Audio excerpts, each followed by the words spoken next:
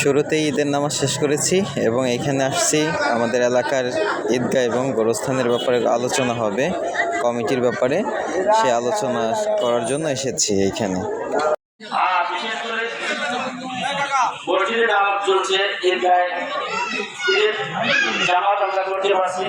কিন্তু আমাদের